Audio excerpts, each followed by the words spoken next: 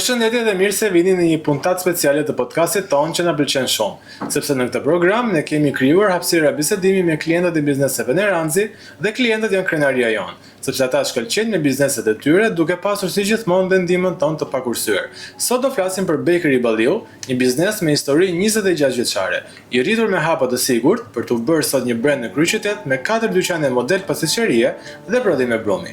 Një rrugëtim i punës së ndershme, traditës dhe i modernizimit dhe i besimit të një komuniteti që i zgjedh çdo ditë. Në qendër të kësaj historie qëndrojnë Emin Balliu dhe dy djemtë e tij, Ardit dhe Olsen, ku vizionet dhe përkushtimi të cilëve ndërtuan themelet e kësaj arritje që sot ky biznes gëzon. I ftuar në këtë podcast për të treguar këtë histori suksesi, kemi zotin Olsi Balliu. Mirë se erdhe dhe faleminderit. Përshëndetje dhe mirë se u gjej. Faleminderit shumë për ftesën. Është si gjithmonë super kënaqësi që ne të ftojmë klientët tanë dhe të ndajnë eksperiencën e tyre dhe në fakt unë jam i befastuar nga gjithë të panetonet që kanë mbushur tavolinën e podcastit tonë dhe aroma në fakt është goxha tunduese, kështu që do kemi të vështirë të fokusohemi tek pyetjet e përgjigjet, sepse ka një aromë goxha të mirë dhe normalisht besoj dhe do të degustojmë gjatë podcastit. Atëherë unë në fakt kisha disa kuriozitete, sepse pasticceria Balliu ka një emër goxha të madh dhe njihet shumë dhe ka gati një histori që në vitin 1998, pra goxha vite. A ka ndonjë traditë familja Balliu që ka zgjedhur pikërisht pasticcerin? Ideja në fakt lindi shumë natyrshëm nga prindit tanë, duke qenë se dhe mamaja si një ambiz gatuan të shumëdhëshmëri, produktesh, ëmbëlsirash, ndër këto ishte edhe buka, të cilën e përgatiste me shumë pasion dhe dashuri, kishte, më thënë si diçka vetën personale. Edhe kështu edhe babi, domethënë nga ana tjetër, duke qenë se ishte shumë ambicioz, kërkonte diçka për familjen më të mirë, domethënë krijonte diçka për familjen që ta kishim ne fëmijët që të rriteshim në të ardhmen, menduan të hapin një furrë modeste me ato mundësi investimi që kishin në katën e parë të shtëpisë. Edhe kështu, pasaj me kalimin e kohës, veprimtaria filloi, njerëzit filluan e kërkonin bukën, e pëlqenin. Pra gjithçka nisi nga buka? Po, gjithçka nga buka. Në fillim kemi bërë vetëm bukë.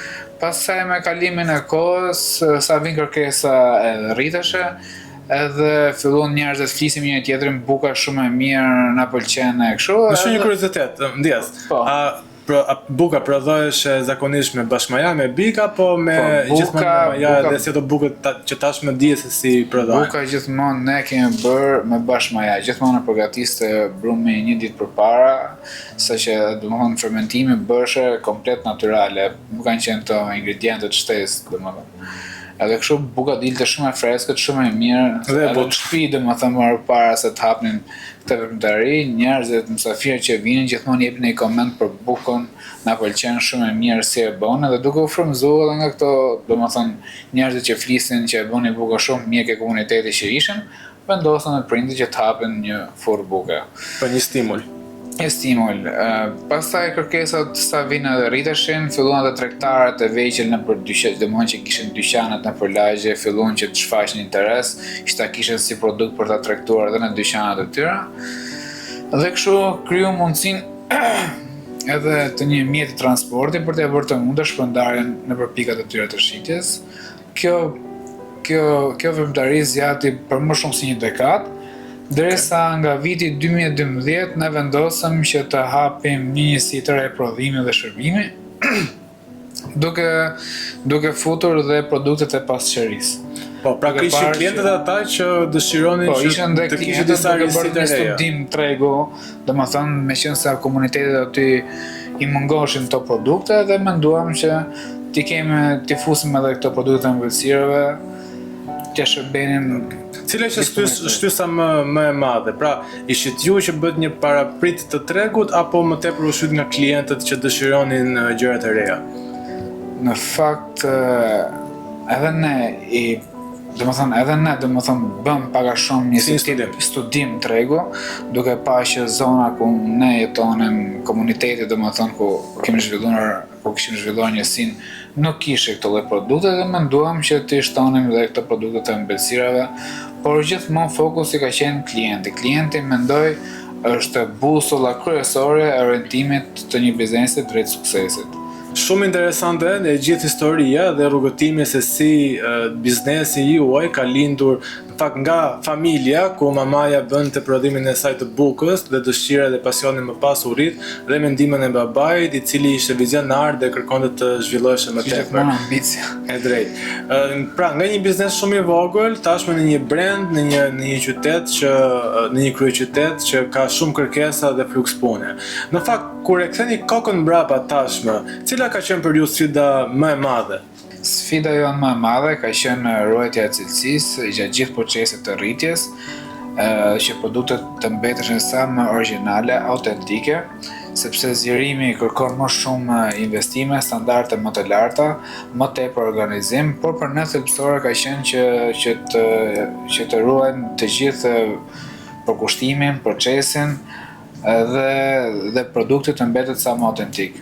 Nga ana tjetër edhe burimet njerëzore, pas edhe në kohën që jemi sot, është bërë shumë e vështirë, domethënë gjetja e stafit, trajnimi, si dhe mbajtja në punë e njerëzve të kualifikuar. Por falë edhe kompanisë Neranzi, që her pas here na ka sjell student dhe besoj ja kemi dalë në banë më së miri, duke qenë se edhe feedbacku që kemi marrë nga klientët ka qenë produktet e rëndësishme që kemi sjellë kanë qenë shumë të kënaqur. E drejt në fakt se si çdo biznes i cili ka sfidat e veta, ka vështirësitë dhe normalisht puna dhe përkushtimi është ai që detyrimisht në fund jep një sukses dhe arritja është më së dukshme nga gjithë pikat e pasqyrisë që ju keni në vende të ndryshme.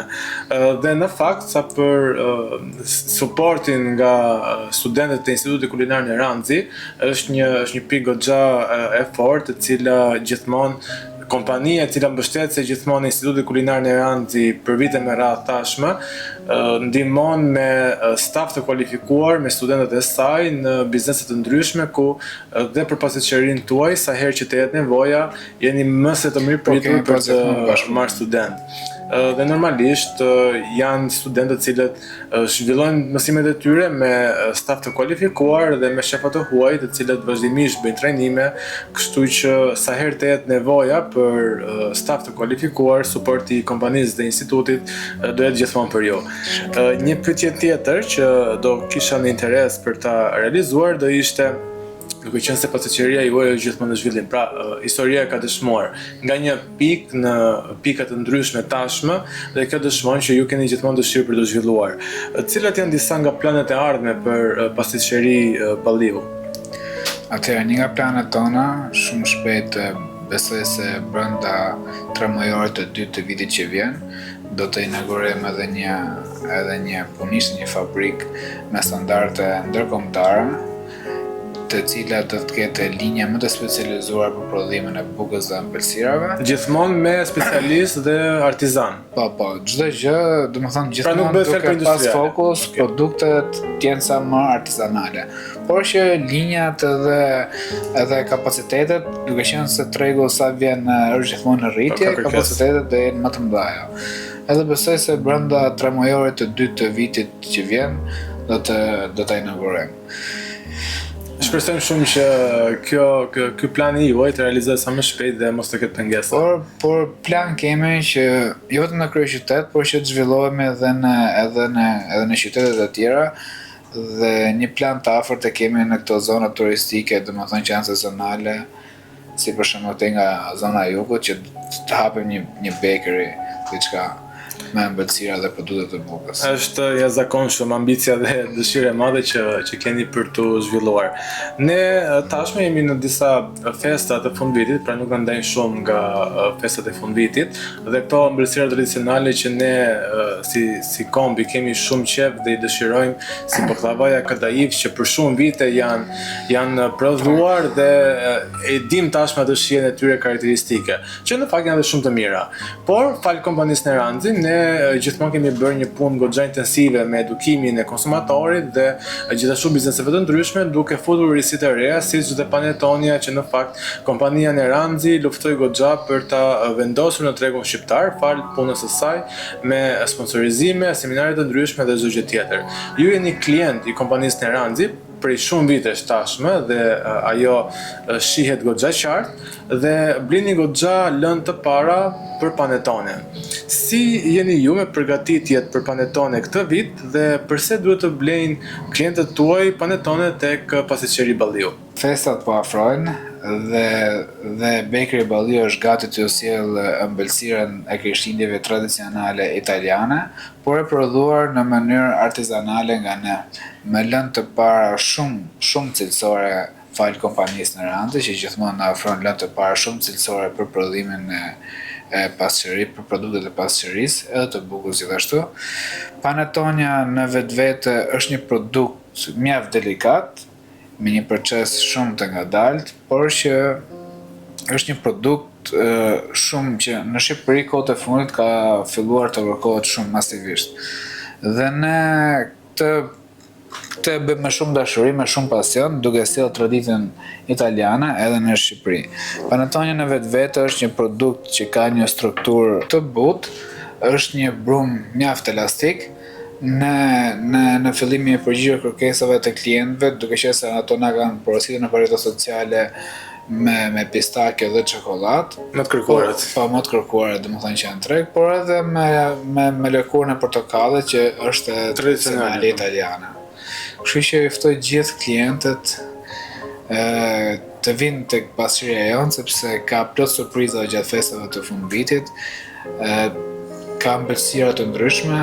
Panetone është një nga këto që do jetë gjithmonë domethënë prezente edhe për degustime ke klientët tanë që do vinë pranë ambienteve tona. Në fakt, unë jam duke e ndjerë dhe aromën e Panetones nga kjo distancë, nëse do mundet të ma jepje pak, dallon butësia dhe mjeshëria që ju keni treguar për realizimin e kësaj Panetones dhe ju e bët një thirrje në fakt për të gjithë klientët tuaj, por një thirrje goxha të fuqishme do dëshiroja ta bënim edhe ne, që të gjithë ata dashamirës të ëmbëlsirave në përgjithësi jo vetëm Panetones, por të gjithë produkteve që ju prodhoni me stafin tuaj, të vinë, t'ju vizitojnë dhe të prodhojnë produktet cilësore që ju realizoni me produktet e kompanisë Neranzi. Unë ju falenderoj shumë që ishit sot prezent në podcastin ton dhe është një kënaqësi që klient kaq dashamirës realizojnë produkte kaq fantastike me ndihmën dhe suportin ton. Shumë faleminderit për ftesën, ishte shumë kënaqësi që të ndanim sado pak nga historia e suksesit ton, edhe me kompaninë tuaj. Unë juftoj ju gjithë bashkë kur të doni, gjatë gjithë fundvitit, domethënë gjithë periudhës së fundvitit të vinë të provojmë dhe ëmbëlsira të tjera tradicionale shqiptare, po ashtu edhe italiane, që kemi produkte të tjera. Ndërsa për ju të dashur shikues, faleminderit që na ndoqët në podcastin ton të radhës, bashkë do shihemi në emisione të tjera mjaft interesante. Mirupafshim.